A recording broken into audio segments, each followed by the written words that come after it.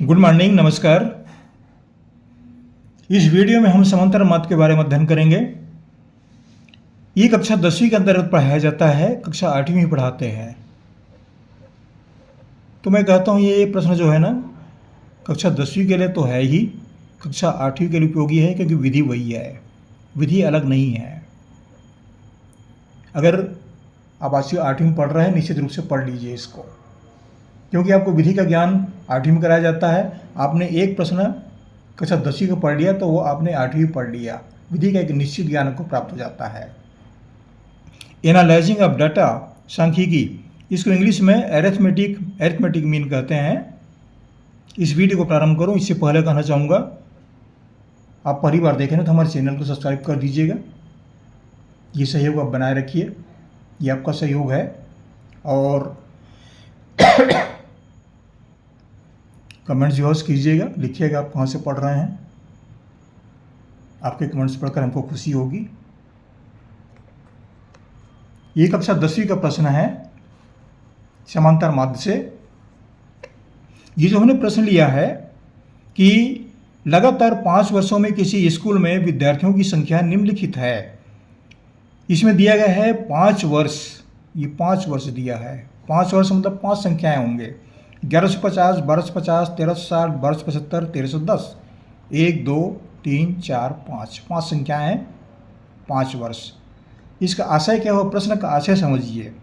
पहले वर्ष में 1150 विद्यार्थी पढ़ रहे थे, दूसरे वर्ष में 1250 विद्यार्थी पढ़ रहे थे, तीसरे वर्ष में 1360 विद्यार्थी पढ़ रहे थे। इस तरह से ये 5 वर्ष की जो उसकी दर संख्या है किसी स्कूल की, वो दी गई है। ये 5 वर्षों की दर संख्या, तो वो पूछते हैं, अगर के आपने पूछा वहाँ के प्राचार्य को आपके दर संख्या कितनी है, तो लगभग बता देगा औसत इतने हैं, लगभग इतने विद्यार्थी हमारे स्कूल में पढ़ते हैं, तो वो कहलाता है औसत, समांतर माध्य। इतनी बातें स्पष्ट है।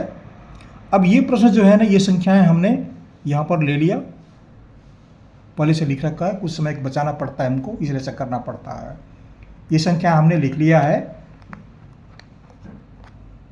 अब देखिए यहाँ पर हमारे पास 5 संख्या है, 5 आंकड़े हैं। समांतर माध्य ज्ञात करना है, तो समांतर माध्य का सूत्र भी पता होना चाहिए, याद करने की आवश्यकता है, कर लीजिए। इसका संकेत AM से या कहीं कहीं AM से ही व्यक्त करते हैं, किसी पुस्तक में देखा हूं मैं, और X बार से भी व्यक्त करते हैं, X बार। तो इसका सूत्र है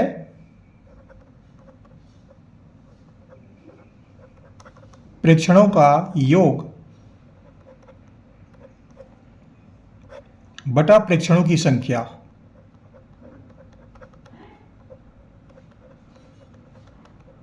कहीं कहीं सूत्र को यही प्रयोग करते हैं, सिग्मा x बटा n, इस रूप में प्रयोग करते हैं। ये भी सूत्र दिया हुआ है, दोनों सूत्र आप याद कर सकते हैं। सिग्मा x का मतलब है सभी प्रेक्षण का योग, यही संख्या, यही बात है। n माने पदों की संख्या या जितनी संख्याएं दी गई हैं, प्रेक्षण की संख्या, वो n है।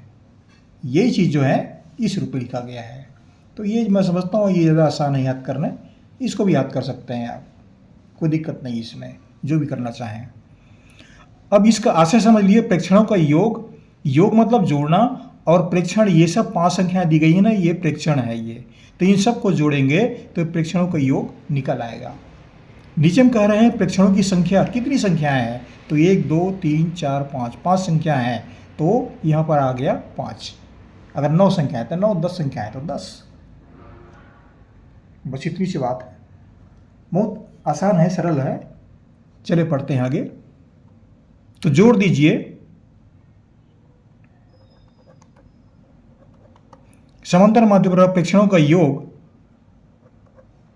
1150 धन 1250 धन 1360 धन 1275 और है 1310। 5 संख्याएं हैं, प्रेक्षण की संख्या 5 है, तो 5 लिख दीजिए। यहाँ तक काम पूरा हो गया। अब देखिए यहाँ पर फिर क्या करेंगे,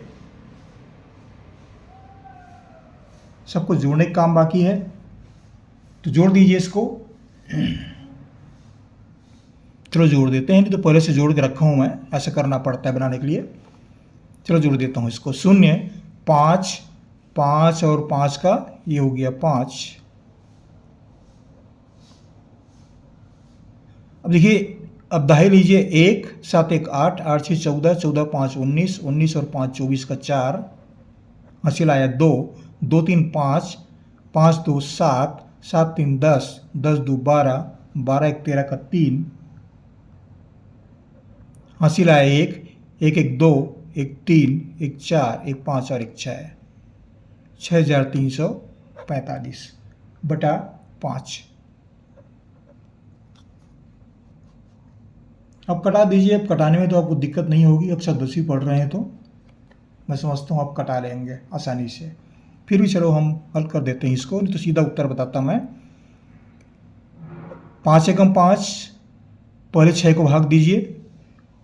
5 एकम 5 बच गया 1, ये बन गया 13। 5 दूनी 10, बच गया 3, ये बन गया 34। 5 6 का 30, बच गया 4, ये बन गया 45। 5 ने 45, कितना आया 1269। 1269 क्या है, नहीं तो उत्तर में लिख देते हैं ना 1269 आया उसके बाद खाली। तो 1269 क्या है, 1269 जो है ये विद्यार्थियों की संख्या है। ये विद्यार्थियों की संख्या है। तो विद्यार्थियों की संख्या तो यहां पर उत्तर में भी लिखिए 1269 विद्यार्थी।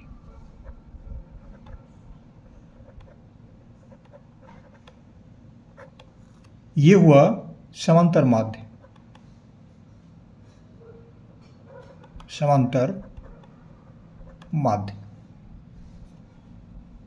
तो ये उत्तर मिला हमको 1269। तो 1269 क्या है, एक औसत विद्यार्थी जो हैं, इतने विद्यार्थी 1269 विद्यार्थी औसत रूप से उस विद्यालय में पढ़ रहे हैं। लगभग कह सकते हैं कितने विद्यार्थी हमारे स्कूल में लगभग पढ़ते हैं, 1269 विद्यार्थी 5 साल का। ये रिकॉर्ड कह रहा है। आशा करता हूँ वीडियो अच्छा लगा होगा। बहुत आसान है, सरल है। थोड़े से अभ्यास की आवश्यकता पड़ती है गणित में, क्योंकि गणित में अगर अभ्यास की कमी है तो विधि तो मालूम है, हल भी कर लेंगे, लेकिन कहीं न कहीं गलतियों की संभावना बनी रहती है, गलतियाँ सुधरती रही हैं।